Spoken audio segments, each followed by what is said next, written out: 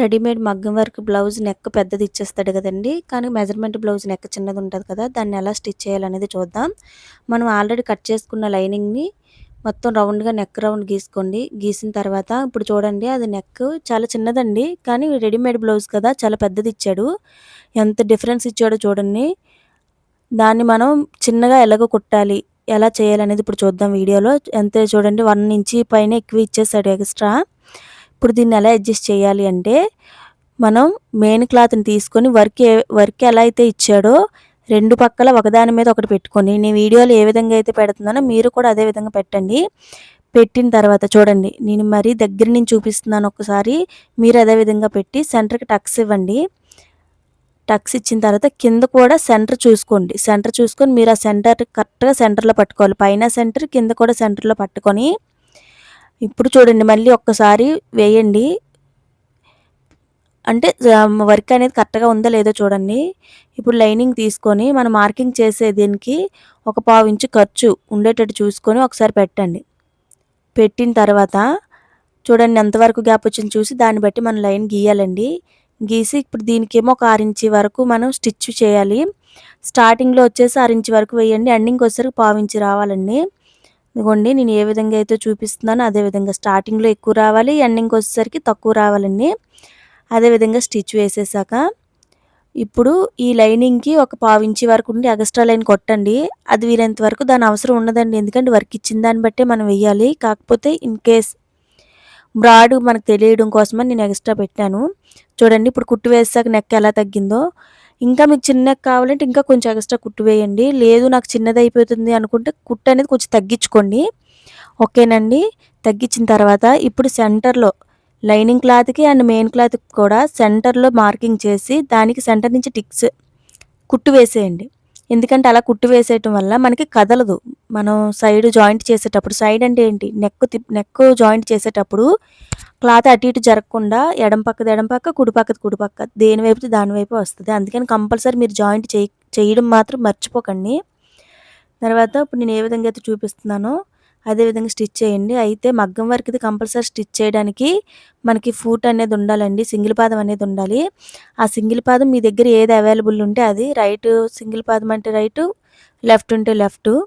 నా దగ్గర లెఫ్ట్ ఉండడం వల్ల నేను అదే పెట్టానండి. పెట్టి ఇప్పుడు సైడ్ నుంచి అలా జాయిన్ చేసుకొని వచ్చేయండి స్టిచ్ వేసుకొని. మనకు ఆల్రెడీ ఇలా టచ్ చేస్తూ ఉంటే తెలుస్తది. మనం కుట్టు వేసేటప్పుడు దాని పక్క నుంచి వస్తుందా లేదా అని. మీకు ఒకవేళ రైట్ ఫుట్ అయితే మీరు ఇటు సైడ్ నుంచి వేసుకోండి. నాకు లెఫ్ట్ ఫుట్ అవ్వడం వల్ల నేను అటు సైడ్ నుంచి వేసుకున్నాను. ఓకేనండి. ఒక్కసారి తిప్పి ఎక్కడైనా కొంచెం ఎక్కువ, తక్కువ, కొంచెం లోపలికి, బయటికి అని స్టిచ్ అనేది పడిందేమో చూసుకుంటూ మళ్ళీ ఇంకొక స్టిచ్ వేయండి. ఈ స్టిచ్ వేసేటప్పటికి మనకి ఇంకా నీట్‌గా వచ్చేస్తదండి. ఎందుకంటే తిప్పి వేసేటప్పుడు కొంచెం మనం ఇలా తడుముతూ వేస్తాము. అప్పుడు మనకు తెలీదు. కానీ తిప్పి వేసేటప్పుడు అలా కాదండి మనకు క్లియర్‌గా కనిపిస్తది. కనిపించిన దానివల్ల మనం నీట్‌గా వేయగలము. చూడండి నేను ఏ విధంగా అయితే చూపిస్తున్నానో వెనకాతల మనం రఫ్ చేసేది మాత్రం పైకి ఎత్తుతూ వేయండి. నేను ఏ విధంగా అయితే పైకి ఎత్తుతూ వేస్తున్నానో అలానే మీరు అంటే ఏం కాదండి పూసలు అనేవి విరగకుండా ఉంటాయి. ఓకేనండి. మీరు రెడీమేడ్ అని దానికే కాదు మామూలుగా మనం మగ్గం వర్క్ చేయించుకునే దానికైనా ఎడ్జ్ నుంచి నీట్‌గా రావాలి అనుకుంటే ఇలానే ట్రై చేయండి. చాలా నీట్‌గా వస్తది. ఓకేనండి. నేను ఏ విధంగా అయితే పాదం వెనకాతల వెనకాతల రఫ్ చేసేది పైకి ఎత్తుతూ ఉన్నాను. మీరు అలానే ఎత్తుతూ వేయండి. ఇప్పుడు తిప్పి చూడండి ఎలా వచ్చిందో. ఆ నెక్ చిన్నది తేడా ఉందండి. అందువల్ల అది అలా వచ్చింది షేప్ అనేది. ఓకేనండి. ఇప్పుడు ఒక అరించి వరకు ప్లేస్ ఉంచి కట్ చేయండి. మీరు కరెక్ట్‌గా ఎడ్జ్ వరకు కట్ చేసేయకండి.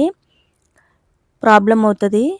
అంటే ఓపెన్ అయినా చేసినా జాకెట్ వేస్ట్ అయిపోతుంది కదండీ! నేను ఏ విధంగా అయితే ప్లేస్ ఉంచి కట్ చేశానో అలానే కట్ చేసి కంపల్సరీ అలా కటింగ్‌లనేవి ఇవ్వండి. అలా ఇస్తేనే మనకు రౌండ్‌గా తిరుగుతుంది.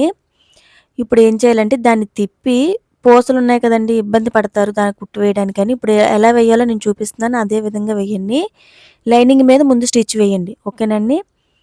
చూడండి నేను ఏ విధంగా అయితే వేస్తున్నానో అదే విధంగా మీరు కూడా లైనింగ్ మీద ముందు ఫస్ట్ స్టిచ్ వేయండి. మీరు అప్పుడే పాదం అనేది మార్చేయకండి. ఇది వేసాక మళ్ళీ మీద నుంచి ఒక స్టిచ్ వేయాలి. యాక్చువల్‌గా ఇది వేస్తే సరిపోతుంది. కాకపోతే చూడండి నేను ఏ విధంగా అయితే స్టిచ్ వేస్తున్నానో అదే విధంగా మీరు స్టిచ్ వేయండి. ఫస్ట్ లైనింగ్ మీద వేసేయండి. యాక్చువల్‌గా లైనింగ్ మీద ఏసేస్తే సరిపోయిద్ది. మీదన కూడా ఎందుకేసానంటే కొంచెం ఇంకా నీట్‌గా వస్తదని నేను మీదన కూడా ఇంకో స్టిచ్ వేశానండి. నేను ఏ విధంగా అయితే చూపిస్తున్నానో ఎడ్జ్ నుంచి అలానే స్టిచ్ వేయండి. మీకేమైనా అర్థం కాకపోతే కామెంట్‌లో అడగండి. నెక్స్ట్ మీకేవైనా అంటే ప్లెయిన్ బ్లౌజ్ అని, లైనింగ్ బ్లౌజ్ అని ఏవైనా కావాలన్నా కూడా ఒకసారి కామెంట్‌లో అడగండి. అడిగితేనే కదండీ ఇంట్రెస్ట్ వస్తది మనకి. వాళ్ళు అడిగారు అననే ఒక ఇంట్రెస్ట్ వచ్చి పెట్టాలనిపిస్తది. చూడండి తిప్పేసిన తర్వాత ఆల్రెడీ నీట్‌గా వచ్చేసింది. కాకపోతే ఇంకా కొంచెం క్లాత్ అనేది చూసారా? అలా ఎడ్జ్ ఎంత నీట్‌గా వచ్చిందో, మీరు మామూలుగా బయట చేయించిన మగ్గం వర్క్ బ్లౌజ్‌కైనా అలానే చేయండి. చాలా బాగొస్తది. ఇప్పుడు చూడండి థ్రెడ్ డైరెక్ట్‌గా ఇటువైపు నుంచి ఏసేస్తే మనకు కనిపిస్తదని నా సెంటర్‌లో నుంచి వేస్తున్నాను. కాకపోతే వెనకాదల రఫ్ చేసేది మాత్రం పైకి ఎత్తుతూ వేయండి. మనకి స్టోన్స్ అవి ఉంటాయి కదా! నీడిల్స్ అవి విరిగిపోతాయి. అందుకని మీరు చూసుకుంటూ చాలా జాగ్రత్తగా వేయండి. మనం చూసుకుంటూ వేస్తే పర్వాలేదండి బానే వస్తది. అమ్మో! పూసల్లోంచి ఏసేశారు, సూదులు విరిగిపోతాయని భయపడకండి. వేసేటప్పుడే కొంత టైం పడతది. ఈ జాకెట్‌కేటంటే నెక్క తిప్పటానికే టైం పడతది. చూసుకుంటూ వేయండి. కానీ నేను ఏ విధంగా ఏస్తున్నానో చాలా జాగ్రత్తగా వేయాలండి. ఆ పూసలు ఎక్కడైనా ఉన్నాయా? ఇవి చూసుకుంటూ వేయాలి. నేను అందుకే వీడియో అనేది యాక్చువల్‌గా నేను షార్ట్‌లో పెట్టేద్దాం అనుకున్నాను. అర్థం కాదు అనే వీడియోలోకి ఉంచేసాను. అంటే స్పీడ్ పెట్టకుండా తక్కువ స్పీడ్‌లోనే పెట్టి నేను అది స్టిచ్చింగ్ చేస్తున్నానండి. వీడియో అనేది ఎక్కువ స్పీడ్‌లో ఎడిటింగ్ అనేది చేయలేదు. ఎందుకంటే కొంచెం అర్థం అవ్వాలని. అందుకని షార్ట్‌లో కాకుండా వీడియోలో పెడుతున్నాను.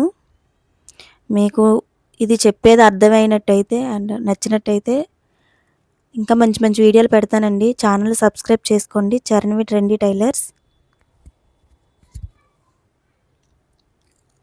ఇంకా నేను చాలా వీడియోలు పెట్టానండి. చూడండి అవి. అలాగని ఎక్కువ పెట్టేలేదు. జస్ట్ లాట్కన్స్ అవి ఎక్కువ పెడుతున్నానంటే నాకు తెలిసి అవే ఎక్కువ వ్యూస్ వస్తున్నాయి. అందుకే అవే పెడుతున్నాను ఎక్కువ. నాకు పలానా కావాలి అంటే నేను ఖచ్చితంగా పెడతానండి. కాకపోతే కామెంట్‌లో ఒక్కసారి అడగండి. అడిగినట్టయితే నేను కంపల్సరీ పెడతాను. పలానా డౌట్ ఉన్నా కూడా అడగండి. కామెంట్‌లో అడగండి. ఓకేనండి. అంతేనండి అయిపోయింది. చూడండి ఎంత నీట్‌గా వచ్చిందో. చాలా నీట్‌గా ఉంది కదండీ! అదిగోండి. చాలా నీట్‌గా వస్తది. ఒకసారి ట్రై చేయండి. Thank you. ఓకేనండి. Thank you.